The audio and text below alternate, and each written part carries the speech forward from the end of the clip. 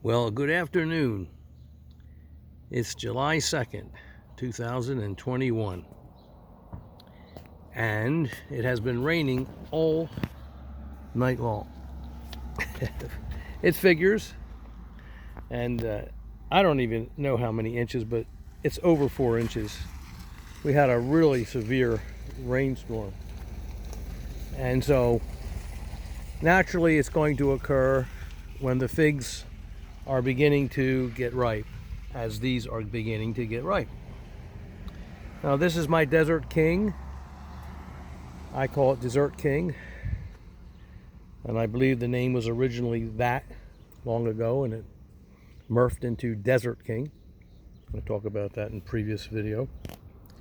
But in any case, whatever you want to call it, it's a San Pedro type that I've talked about several times, and I featured earlier this year when all of these figs were smaller and not quite ripening, not ripening at all.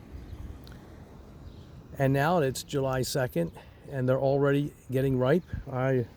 Last night I ate 2 delicious figs, big figs, delicious figs, while it was raining. And I figured, well, I better do it rather than wait until today, because they would be higher in quality. The rain is an enemy of a ripening fig. There's no question about that. Big time. And I've got so many figs on this tree that are ripening now. I just want you to take a look at this, because I've never featured this tree at this stage, at this phase in its development, when all of the figs are getting ripe. And there's so many, I can't even count how many figs are on this tree. There's just so many figs on it. They're just all over the place. And I wanted you to see that. And there's a reason why. Because all of these figs, well, they wouldn't be here if I didn't have this variety, this San Pedro type variety. Now, we've talked about this many times, but a San Pedro type fig does not, in this climate, ripen its second crop. Here are the second crop figs. You can see them on new growth, okay? None of them, like that one right here, will not get ripe, because it requires the fig wasp and caprification, and we don't have that here. These will not get ripe, these little figs. These are already ripening. Look at the size of these figs. Look at them. This is Dessert King. Look at that. Wow, aren't they wonderful? And they're getting ripe. A few of these are ready to eat again. I ate 2 last night. A few of these are ready, and I'll be devouring them in a little bit. But I wanted you to see this crop, because if it wasn't for the fact that this particular variety ripens a huge Breba crop on last year's wood, the first crop. If it wasn't for that, I wouldn't be ready to enjoy all of these figs. I'm going to walk down here and show you more of them. But just imagine that. They wouldn't be here, because most fig trees only have a few Breba. There's a few trees that have, a significant amount of Breba, like Peter's honey, and they are exquisite. There's only a few varieties that I'm familiar with that even have exquisite tasting Breba, the first crop. Usually it's an inferior tasting fig. It doesn't taste as good as the main crop fig, that's well known. But with Desert King, that's not true. Okay, the first crop, which is very prolific, it produces abundantly. The first crop is delicious. They're exquisite tasting figs. So in a climate like 7A or 7B, or cooler, or I think even in more zones than that, it's a great idea to have some San Pedro type fig trees in your collection, because they're going to get ripe right in July, right now, July 2nd, okay? Every year, faithfully, right around the 4th of July. I've talked about this in my other videos on San Pedro figs. And that is a crop that I look forward to every year, because look at them. They're huge, and they're exquisite tasting. They're delicious. And there's so many of them. And no other tree is producing main crop figs. okay, to match these Breba that are already getting ripe, which have the same delicious taste as really good quality main crop figs, okay? So that's an important point, because when the summer is hot, when the nights are still long and warm, that's when you're going to get the very, very best tasting figs. When we have to wait for our main crop figs later in the season to get ripe, in the nights, because we're moving away from the solstice to June 21st, we're moving further and further away. The days are getting shorter, the nights are getting longer, they're getting colder, and then the rains come in. Of course, in this case, the rain came in anyway, but they're not busting up. It's not enough in one night. It's not going to do it. All I need now is some hot weather, which is on the way, some sunny weather, and these are all going to ripen splendidly, wonderfully, okay? So they're not spoiled.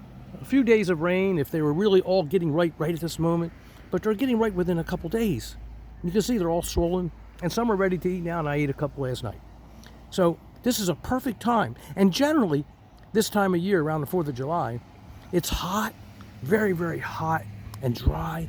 That's the best time to maximize all of the exquisite qualities of figs. That's why I am a strong advocate of the San Pedro types. Now, there's another San Pedro type that I want to talk to you about. I promised to talk about a certain fig. It's kind of rare. A lot of rain. Let me go over quickly, though, and show a few more of the Desert King. This is the fig tree I'm going to talk about. Feliciano. It is a another really good San Pedro type, Feliciano Bianco. And I got this fig tree from my Uncle Mario. My Uncle Mario was growing this tree when I was still in high school. Before that, okay, over 50 years ago. Yeah, that's right, you heard that. Man hadn't even walked on the moon, and I had graduated from high school already. That's the truth. But my Uncle Mario grew this tree, which he brought from Italy. He used to call it Feliciano. And it's interesting how close it is to Feliciano. The name, you know, it's very close. But this is the only other San Pedro type fig that I personally recommend. Now, I am not totally familiar with all of them. There's not a lot of San Pedro types, 7, 8, 10, but I'm not familiar. I have grown several of them 20 years ago when I was getting my fig trees, my fig cuttings from UC Davis. I did have some San Pedros and I tried, but I really didn't concentrate or focus on them long enough to be a judge of them. They did not perform like this one. This is extremely winter hardy. Like Desert King, it is very, very, very, very winter hardy. And it produces an abundance of Breba crop. They're different, definitely different than the Desert King. They're extremely tasty. They're very different. And the exception to this San Pedro type, the exception to it, is that instead of all of the main crop figs falling off because they need caprification, for some odd, unknown reason, and no one knows the reason for this. As I say, sometimes nature guards its secrets, and we will never maybe unravel those secrets. And that's okay. But for some reason, 20%, about 15, 20% of the main crop figs will ripen. Most of them will fall off, but 15 to 20% will ripen every year. They're little yellow figs. They're not even characteristic of the Breba crop, which are large greenish figs that turn a little bit yellow when they get ripe, just a little bit. But these figs are small, they turn yellow, and they, even when they do ripen without caprification, which is so odd, most of them fall off, but even when they do, they taste very bad. I mean, I wouldn't even give them a fair ranking. So you can just pretty much forget about the second crop of this particular San Pedro type fig. But it is extraordinary in terms of its resistance to nematodes. Now, this tree used to be 15, 20 foot tall. It's huge. I have photographs. Later on, I'm going to introduce a lot of photographs that I've taken over the years. And We had a strong tides that winter and exceedingly cold weather. Unusual. The islanders said that had been here forever. They said that they never saw it so cold, and that the bay froze across, all the way across. And the cold winds just ripped across the frozen bay. And so without being able to be moderated by the warmness of the water. And so this particular tree succumbed to that. And it did have nematodes for a long time. And the combination of the high tides with the salt water, the extreme cold weather, and the fact that it had been here for 24 or 5 years before it succumbed to all of those things, it's a testament to how tough this fig is. Then it started to produce little shoots coming up from the ground, and I was just mowing them down with the lawnmower. And finally, I felt sorry for it after the second year of that. And I told Debbie, I said, you know what, I'm just going to let this tree grow. It wants to grow. So I soaked it with a solution that was supposed to help for the nematodes. I soaked it several times, and look at it. It's coming back. It's amazing. You can't hold this tree back. Now, it's not producing anything. There's no breva on it. But you can tell right there, that's going to be next year's breva. Okay, these are going to be main crop figs popping out. But in the same place next year, this tree is going to be laden with fruit. Okay, there's going to be plenty of first crop figs. And then I'll do a little video on this particular variety.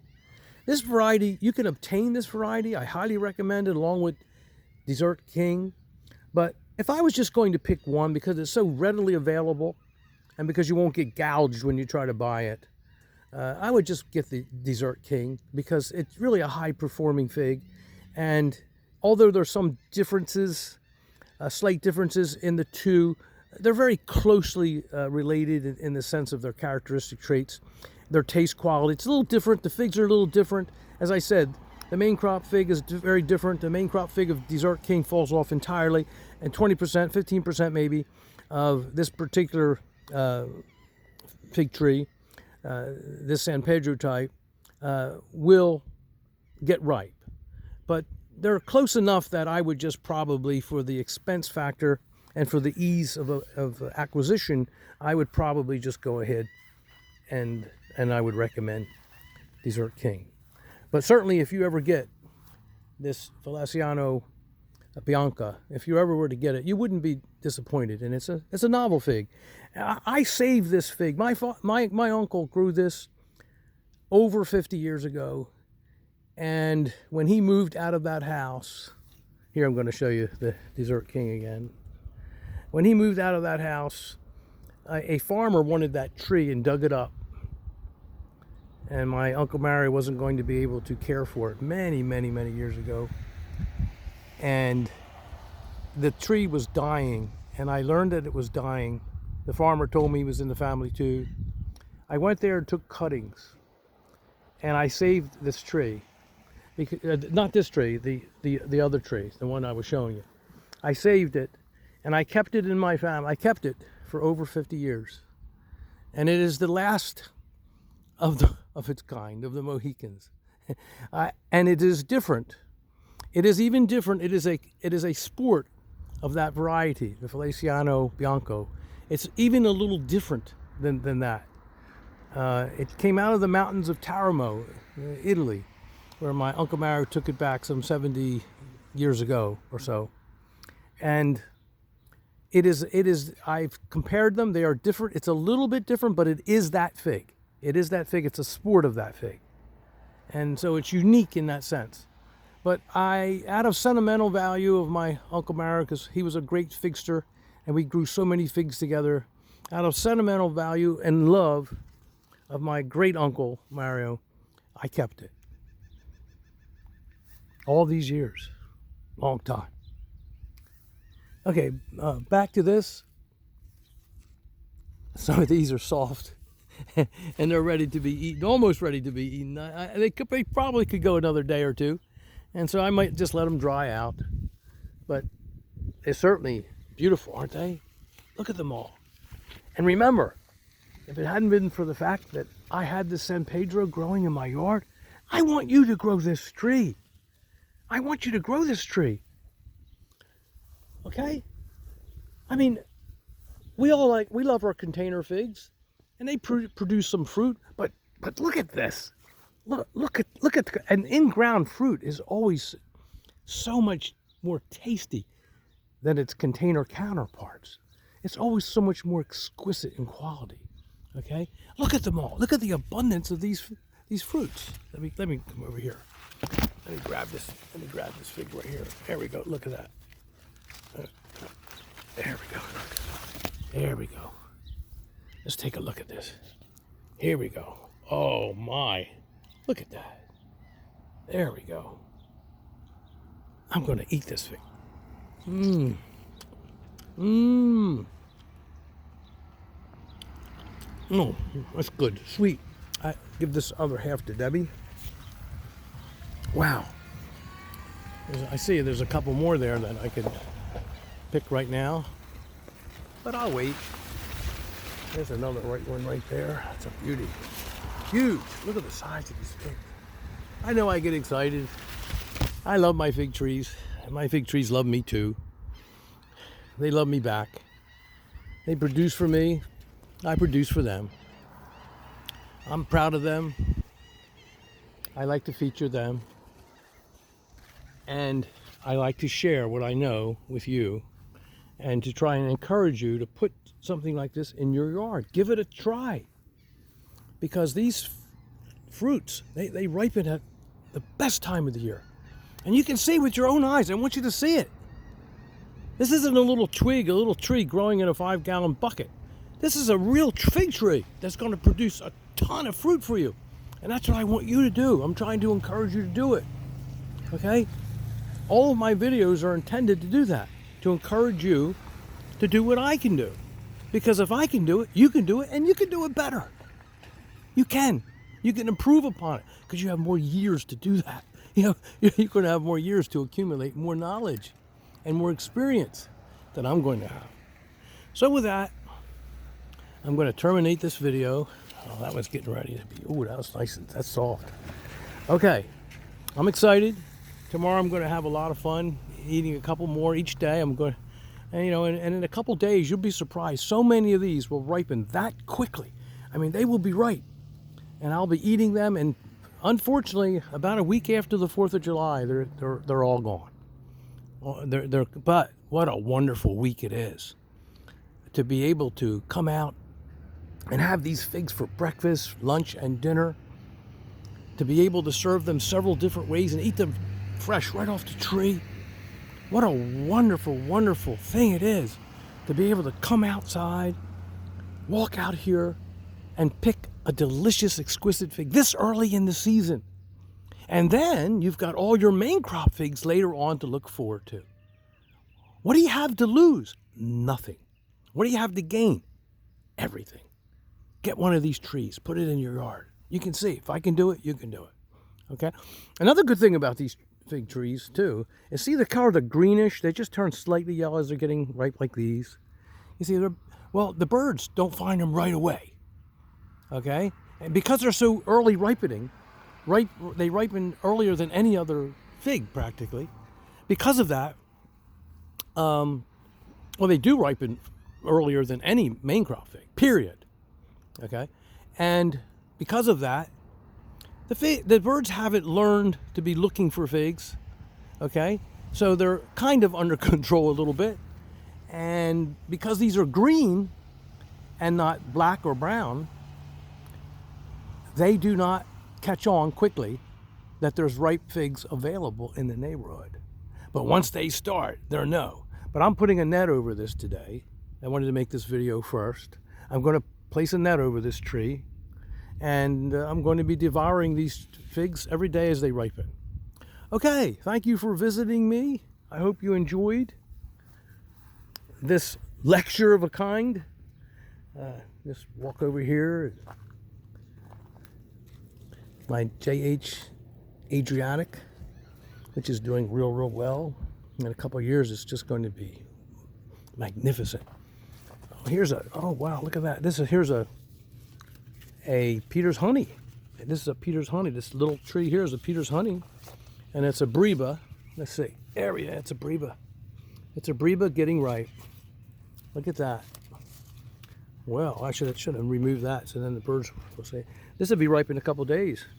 That's a Peter's honey. I'm not going to feature any more trees. I have another Peter's honey, has a few on there. Well, thank you. Happy 4th of July. I hope you have as much fun as I'm going to have. Good day.